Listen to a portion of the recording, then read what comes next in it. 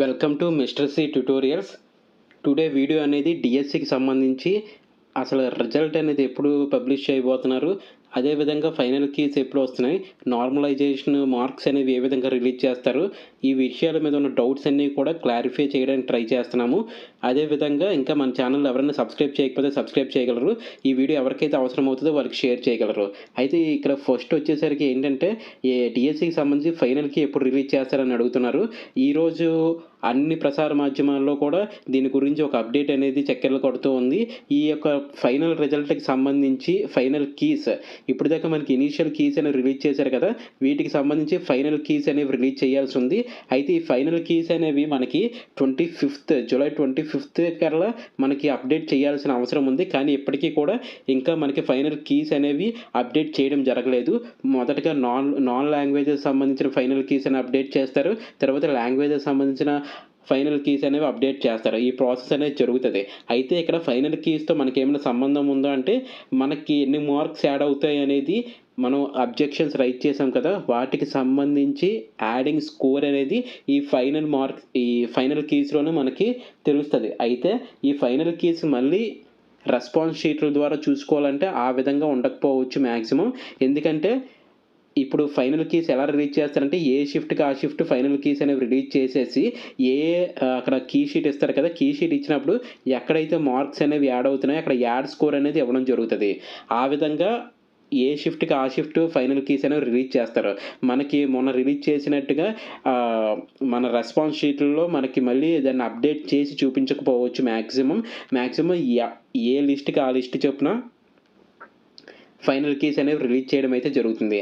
ఆ షిఫ్ట్లో మన ఎగ్జామ్ పేపర్ చూసుకొని దేనికి యాడ్ అవుతుందో మనం చూసుకోవచ్చు. మనం దేనికైతే రైట్ చేసామో అబ్జెక్షన్స్ వాటికి యాడ్ అయ్యాయా లేదా అనేది ఆ ఫైనల్ కీ పీడిఎఫ్లో మనం చూసుకునే అవకాశం అయితే ఉంటుంది. ఇండివిజువల్గా ప్రతి రెస్పాన్స్ షీట్లోనూ అది అప్డేట్ అవ్వడం అనేది జరగకపోవచ్చు. మ్యాక్సిమం ఫైనల్ కీ అనేది ఏ షిఫ్ట్కి ఆ షిఫ్ట్ ఇవ్వడం అనేది జరుగుతుంది. అయితే నెక్స్ట్ చూసినట్టయితే నార్మలైజేషన్ లిస్ట్ ఎప్పుడు పబ్లిష్ అవుతుందని అడుగుతున్నారు. ఈ నార్మలైజేషన్ లిస్ట్ ఎప్పుడు పబ్లిష్ అవుతుందంటే ఎప్పుడైతే మనకి ఫైనల్ కీస్ వచ్చాయి అన్నారో, ఫైనల్ కీస్ ఎప్పుడైతే రిలీజ్ అవుతాయో అప్పుడే మనకి రిజల్ట్ కూడా రిలీజ్ అయిపోయినట్టే. ఎందుకంటే మనకి ఎన్ని నార్మలైజేషన్లో ఎన్ని మార్క్స్ వచ్చాయి, టెట్లో ఎన్ని మార్క్స్ వచ్చాయి, డిఎస్సిలో ఎన్ని మార్క్స్ వచ్చాయి, ఈ రెండింటిని కలిపి మన యొక్క లాగిన్లో అనేది ఇవ్వడం అయితే జరుగుతుంది ఈ ఫైనల్ కీతో పాటు. ఇక్కడ ఇందాక చెప్పినట్టుగా ఫైనల్ కీ అనేది ఏ షిఫ్ట్కి ఆ షిఫ్ట్ ఆ కీస్ అనేవి రిలీజ్ చేసుకుంటూ వెళ్ళిపోతారు. దానివల్ల యాడ్ స్కోర్స్ అనేవి ఎక్కడెక్కడ యాడ్ అయ్యాయి అనేది ఒక్కొక్క పేపర్లో మనకు తెలుస్తూ ఉంటుంది. కానీ మన రెస్పాన్స్ షీట్లో అవి అప్డేట్ అవ్వవు. మనకి డైరెక్ట్గా రిజల్ట్ అనేది ఇవ్వడం జరుగుతుంది. టెట్ ప్లస్ డిఎస్సి అని చెప్పేసి ఎన్ని మార్క్స్ వచ్చాయి అనేది అక్కడ యాడ్ చేస్తారు. అక్కడ మనం కీ షీట్ చూసుకున్న తర్వాత యాడ్ స్కోర్ ఎంత ఉందో చూసుకోవాలి. అదేవిధంగా నార్మలైజేషన్ ఎన్ని కలిసాయి అనేది అప్పుడే మనకు అర్థమవుతుంది. అప్పుడు దాకా కూడా మనకి తెలియదు అనమాట ఈ పర్టిక్యులర్ క్వశ్చన్కి మనకి యాడ్ అయ్యిందని. మన కీ షీట్ మళ్ళీ చెక్ చేసుకున్నప్పుడు మాత్రం మనకు తెలుస్తుంది. మొన్నట్లాగా రెస్పాన్స్ షీట్లో అవి అప్డేట్ అవ్వడం అనేది జరగకపోవచ్చు.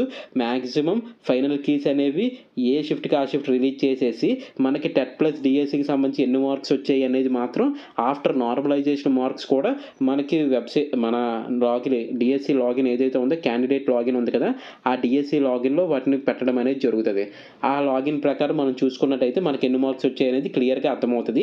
అయితే ఇక్కడ అందుతున్న సమాచారం ఏంటంటే ఈ ఫైనల్ కీస్ ప్లస్ ఈ నార్మలైజేషన్ మార్క్స్ ఈ రెండు ఒకేసారి రిలీజ్ చేయడానికి సన్నాహాలు చేస్తున్నట్టయితే మనకి ఇప్పటిదాకా అందుతున్న సమాచారం. ఎందుకంటే ఫైనల్ కీస్తో పాటు ఈ రిజల్ట్ కూడా మనకి రిలీజ్ చేసినట్టే.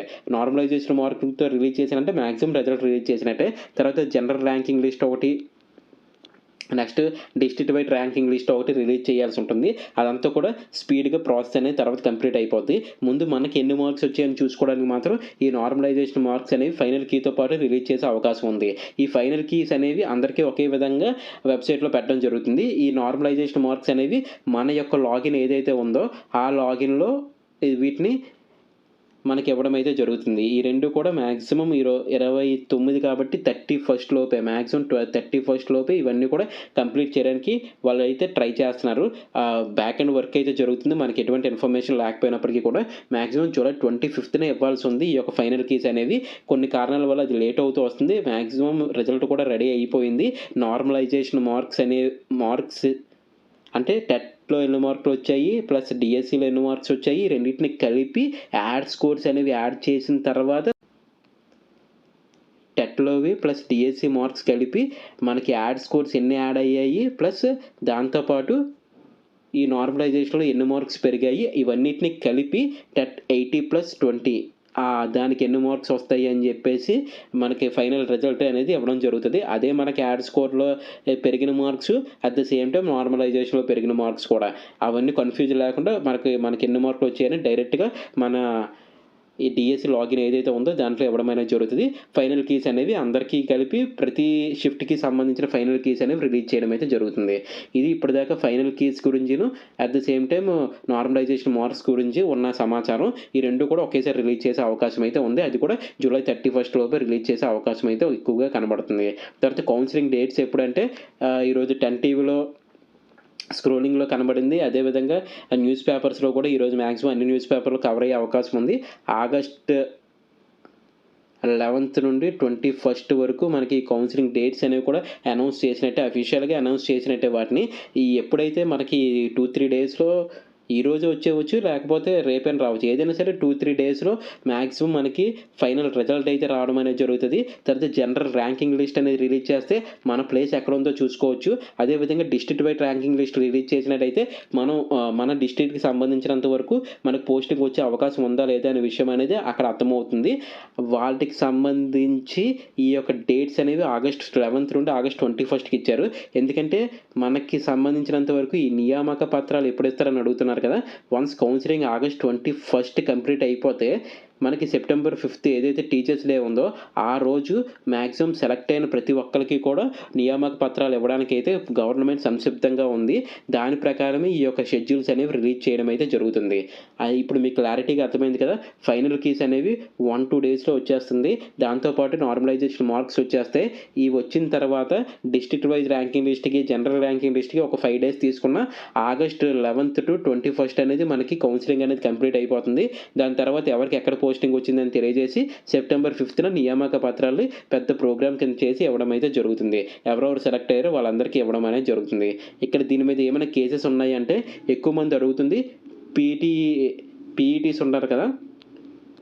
ఈ పీఈటీస్కి సంబంధించి వ్యాయామ కోర్సులో వాళ్ళు కోర్సు చేయకుండానే దొంగ పత్రాల ద్వారా ఉద్యోగం సంపాదించడానికి ప్రయత్నిస్తున్నారు.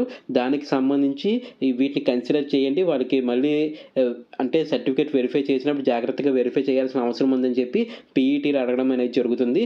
దీనికి సంబంధించి వాళ్ళు విద్యాశాఖ మంత్రి గారికి అర్జీలు అయితే పెట్టడం జరుగుతుంది. ఇది తప్ప మిగిలిన కేసులన్నీ చిన్న చిన్న కేసులే. అవి పెద్దగా గవర్నమెంట్ అనేది కన్సిడర్ కూడా చేయదు. మ్యాక్సిమం రిజల్ట్ అనేది రిలీజ్ చేసి ముందుకు వెళ్ళిపోవడం అయితే జరుగుతుంది. అయితే రేపు కానిస్టేబుల్కి సంబంధించిన రిజల్ట్ కూడా రిలీజ్ అవ్వడం అయితే జరుగుతుంది. అయితే ఒకటి కానిస్టేబుల్ ఎవరైతే విల్లింగ్గా లేరో, ఎందుకంటే డిఎస్సిలో 80+ మార్క్స్ వచ్చి మాకు ఖచ్చితంగా పోస్ట్ వస్తుంది అనుకుంటున్నారో వాళ్ళు అన్విల్లింగ్ లెటర్ అనేది ఇస్తే మీ తర్వాత ఉన్న వాళ్ళకి కానిస్టేబుల్ ఉద్యోగం వచ్చే అవకాశం ఉంది. మీరు ఒకసారి కానిస్టేబుల్ జాయిన్ అయ్యి మళ్ళీ డిఎస్సిలోకి వస్తే అక్కడ పోస్ట్ అనేది మళ్ళీ అది బ్యాక్లాగ్ పోస్ట్ కింద వెళ్ళిపోతుంది. దానివల్ల ఎవరికి యూజ్ ఉండదు. మళ్ళీ నెక్స్ట్ నోటిఫికేషన్ దాకా ఎదురు చూడాలి. అదే మీరు ఖచ్చితంగా జాబ్ వస్తుంది అనుకున్నప్పుడు ఆ కానిస్టేబుల్ జాబ్ జాయిన్ అవ్వకుండా ఈ డిఎస్సి ఇంట్రెస్ట్ ఉంటే డిఎస్సిలోనే జాయిన్ అయ్యేటట్లు చూడండి. దీనివల్ల ఏంటంటే అక్కడ కానిస్టేబుల్ ఇంకొక ఫ్యామిలీ లైఫ్ అనేది బాగుపడుతుంది. సో ఎవరైతే ఈ విధంగా ఉన్నారో కొంతమంది ఉన్నారు, వాళ్ళకి సంబంధించి కానిస్టేబుల్ ప్లస్ డిఎస్సి రెండు వస్తున్నట్టయితే మీకు రెండిట్లో ఏదైతే విల్లింగ్ ఉందో దానికి విల్లింగ్ ఇచ్చి లేని వాటికి అన్విల్లింగ్ పెట్టినట్టయితే నెక్స్ట్ వచ్చే వాళ్ళకి ఆ పోస్ట్ అనేది ఇవ్వడం జరుగుతుంది. దీనివల్ల ఏంటంటే ఇంకొక ఫ్యామిలీకి కూడా అది హెల్ప్ చేసినట్టు ఉంటుంది. సో ఎవరైతే ఈ విధంగా ఉన్నారో వాళ్ళు కూడా దీన్ని కన్సిడర్ చేయండి. మ్యాక్సిమం డిఎస్సి అనేది చివరి స్టేజ్కి అయితే వచ్చింది. గవర్నమెంట్ తలుచుకుంటే ఏ ఎగ్జామ్నైనా త్వరగా ఫినిష్ చేయగలరు అనడానికి ఎగ్జాంపుల్ ఈ యొక్క డిఎస్సి ఎగ్జామినేషన్. సో నెక్స్ట్ వచ్చే నోటిఫికేషన్స్ కూడా ఎంత త్వరగానే ఇస్తూ ఎంత త్వరగానే ఫినిష్ చేస్తే చాలామందికి యూజ్ఫుల్గా ఉంటుంది. ఎందుకంటే చాలా సంవత్సరాల తరబడి ఒక నోటిఫికేషన్ అనేది ముందుకు కొనసాగుతూ ఉంటే అక్కడ పోస్ట్ వస్తుందో రాదో తెలియని పరిస్థితుల్లో ఎక్కువ కాలం దీని మీద ఉండవలసిన అవసరం ఉంటుంది. దీనివల్ల టైం ఏజ్ రెండు కూడా వేస్ట్ అవుతున్నాయి. అదే గవర్నమెంట్ అనేది ఇలా 3 monthsలోనే ఒక నోటిఫికేషన్ కంప్లీట్ చేయగలిగితే ఇది చాలామంది ఆస్పిరెంట్స్ కాంపిటేటివ్ ఎగ్జామ్లో ఉండడానికి అవకాశం అయితే ఉంటుంది. ఇప్పుడు దాకా ఎక్కువ టెన్షన్ పడేవారు టెన్షన్ పడాల్సిన అవసరం లేదని చెప్పడానికి లేదు. ఎందుకంటే ఎన్ని మార్క్స్ పెరుగుతాయని అందరూ అడుగుతూ ఉంటారు. ఎన్ని మార్క్స్ పెరుగుతాయని ఎవ్వరం కూడా చెప్పలేని పరిస్థితి. ఆ షిఫ్ట్‌లో ఎంతమంది రాశారు, ఫస్ట్ 20 మెంబర్స్‌లో ఎక్కువ మార్క్స్ వచ్చినోళ్ళు, లాస్ట్ 20 మెంబర్స్ లీస్ట్ మార్క్స్ వచ్చినవి, వీటన్నిటిని కలిపి నార్మలైజేషన్ ఫార్ములా ఆధారంగా ఆ మార్క్స్ అనేవి కేటాయించడం జరుగుతుంది. అదేవిధంగా ఎన్ని స్కోర్ యాడ్ అవుతుంది అనేది కూడా వాళ్ళ రిఫరెన్స్ బట్టి ఆధారపడి ఉంటుంది. వాళ్ళు ఖచ్చితంగా ఇది యాడ్ చేయాల్సిన అవసరం ఉందంటేనే యాడ్ చేస్తారు.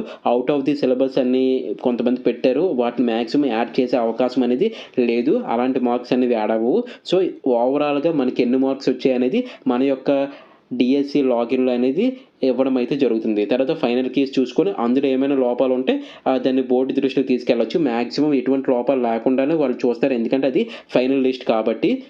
ఈ విధంగా అయితే ప్రాసెస్ అయితే కొనసాగుతూ ఉంటుంది. మ్యాక్సిమం 2-3 డేస్‌లో ఈ యొక్క మొత్తం డిఎస్సికి తెరపడే అవకాశం అయితే ఉంది. ఇంకా మన ఛానల్ ఎవరైనా సబ్స్క్రైబ్ చేయకపోతే సబ్స్క్రైబ్ చేయగలరు. ఈ వీడియో ఇప్పటిదాకా చూసారంటే మీకు ఎంతో కొంత యూజ్‌ఫుల్ అయ్యే ఉంటుంది. అదేవిధంగా ఈ ఇన్ఫర్మేషన్ ఎవరికైతే యూజ్‌ఫుల్ అవుతుందో వాళ్ళకి షేర్ చేయగలరు. థ్యాంక్ యూ సో మచ్ అండి. At the same time DSC అయిపోయింది. డిఎస్సి అయిన తర్వాత నెక్స్ట్ ఏంటంటే నెక్స్ట్ ఎగ్జామ్స్ కూడా ఇంకా ప్రిపరేషన్ అనేది ఈ పాటికే కొనసాగిస్తూ ఉంటారు. వాళ్ళతో పాటు ఇంకా ఎవరైనా సరే స్టార్ట్ చేయకపోతే స్టార్ట్ చేయండి. కోర్ట్ ఎగ్జామ్స్ అనేవి ఇంకా 20 డేస్‌లో కోర్ట్ ఎగ్జామ్స్ ఉన్నాయి. అదేవిధంగా ఫారెస్ట్ బీట్ ఆఫీసర్‌కి సంబంధించి ఏపీపీఎస్‌సికి సంబంధించి ఎగ్జామ్స్ అనేవి అది కూడా ఒక 25-30 డేస్‌లో కూడా దానికి కూడా ఎగ్జామ్స్ ఉన్నాయి. సో ఈ డిఎస్సి ఎగ్జామ్స్ అనేవి ఇక్కడితో అయిపోయాయి కాబట్టి వాటిని పక్కన పెట్టి ఎవరికైతే రిజల్ట్ వచ్చిందో వాళ్ళు సర్టిఫికేట్ వెరిఫికేషన్‌కి సంబంధించి రెడీ చేసుకోండి. మిగిలిన వాళ్ళు మళ్ళీ మన ప్రిపరేషన్ అనేది స్టార్ట్ చేయాల్సిన అవసరం అయితే ఉంటుంది. కోర్ట్ ఎగ్జామ్స్ అనేది సింగిల్ ఎగ్జాము. చాలా త్వరగా కూడా పోస్టింగ్ ఇచ్చే అవకాశం ఉంది కాబట్టి దాని మీద కూడా కాన్సంట్రేట్ చేయండి. దానికి సంబంధించిన మోడల్ పేపర్స్ అనేవి, తర్వాత ప్రీవియస్ పేపర్స్ సంబంధించిన ఇన్ఫర్మేషన్ అనేది దానికి సంబంధించిన వీడియోస్ అనేవి ఛానల్‌లో ఉన్నాయి. ఇంకా ఎవరైనా చూడకపోతే అవి చూడగలరు. ఇప్పటి నుండి రెగ్యులర్‌గా కోర్ట్‌కి సంబంధించిన వీడియోస్ కూడా రావడం అనేది జరుగుతుంది. థ్యాంక్ యూ సో మచ్ అండి. జై హింద్.